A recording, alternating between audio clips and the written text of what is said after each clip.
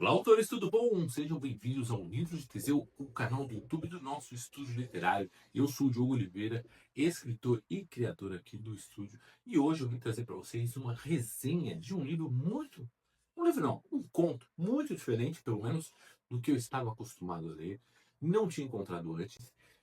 Acabei esquecendo ele em outro lugar, mas no próximo vídeo eu mostro para vocês. Qualquer coisa tem a fotinho dele em algum canto aqui, que é A Sombra do Aborto, de Robert E. Howard. Uma ficção histórica, né? Hoje seria colocado como ficção histórica, que nos apresenta a Sonja Vermelha, que, vou dizer a verdade, foi decepcionante, porque eu estava aguardando a Red Sonja que eu conheci nos quadrinhos. E quando me deparei com a Sonja Vermelha foi totalmente diferente. Mas essa decepção não tira toda a grandiosidade da obra e o que a gente vai falar hoje com você. Antes de continuar, só um recadinho rápido. Se você já tem o seu livro pronto e quer imprimir, vai na nossa parceira, a Fábrica do Livro. E a gente tem um cupom de desconto exclusivo para vocês aqui do canal. Teseu 10 para ganhar 10% de desconto e Teseu para os 10 mais compras você ganha 5% de desconto. Nosso clube de leitura para autores está no ar.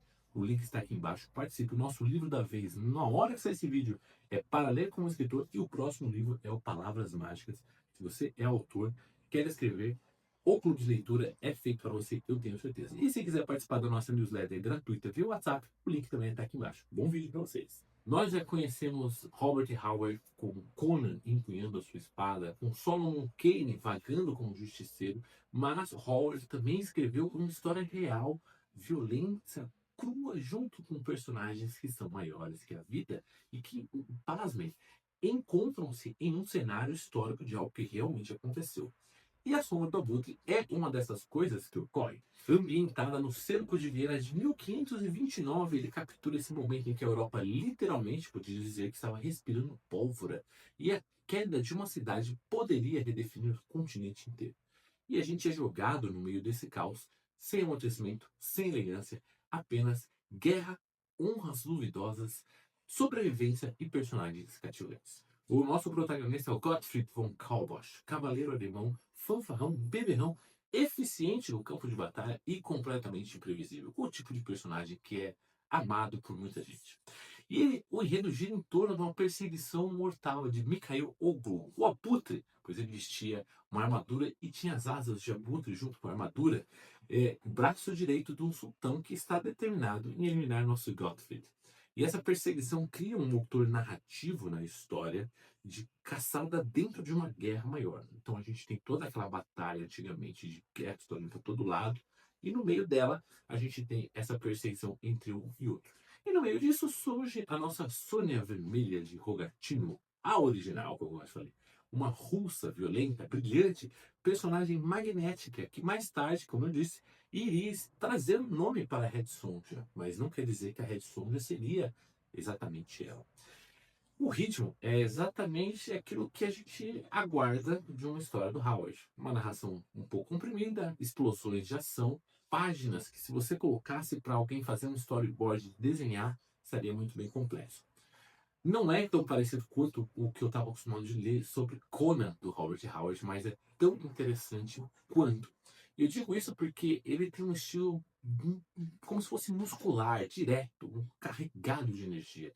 Não tem aqueles floreios incríveis. A linguagem é de impacto, você vê uma diferenciação quando ele vai se referir a um e a outro, como ele trabalha esses detalhes da linguagem para cada um.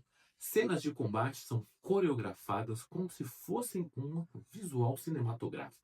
Tem a clareza espacial, tem o impacto físico e tem transições bruscas que fazem com que as batalhas te lembrem que você está no meio de uma guerra. O que eu me impressionei bastante é que houve uma detalhada pesquisa histórica para armas táticas, para formas como são feitas as coisas, para o clima político, além de tudo, colocado num olhar pulp, que era a grande sacada ali da época do Howard. Olha, eu quero pedir desculpa se você é fã de Bernard Cornwell, mas aqui eu achei que ficou muito mais legal, bem divertido, curto, depois vocês vão ver o livro, é mais interessante, e tem um realismo que ele não depende de uma pressão acadêmica, é uma verossimilhança sensorial.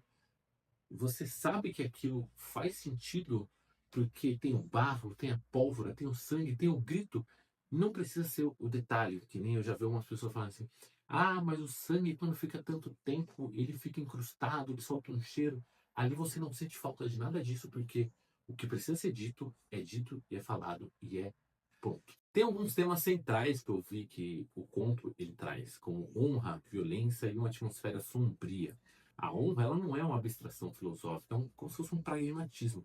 É o sobreviver mais um dia mantendo o mínimo de coerência. O Gospel ele não é um herói clássico, ele é apenas um sobrevivente com um lampejo de grandeza, mas a honra dele é muito bem colocada lá. Outro ponto muito bacana, pelo menos para os fãs de ação, é a violência, que ela não é mecânica, ela é feita assim de fricção, esforço, barulho, sem romantização e arquitetada nos mínimos detalhes.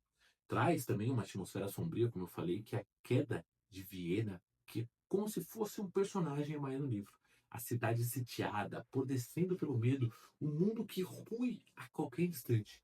E claro, o nosso vilão, o Abutre, o símbolo da morte rondando, sempre pronto para ceifar o que sobrar de dignidade humana.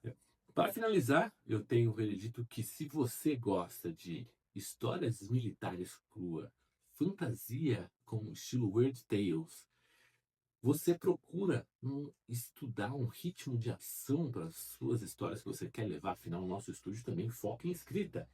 Você gosta da violência estilizada, mas não gratuita, ou o estilo pulp, você pode ler A Sombra do Oculto. Este, como eu gosto de dizer, existem dois livros, os que você come de colher e os que você quer coçar o olho com garfo. Com certeza, A Sombra do Abutre a gente come de colher. Eu vejo vocês no próximo vídeo.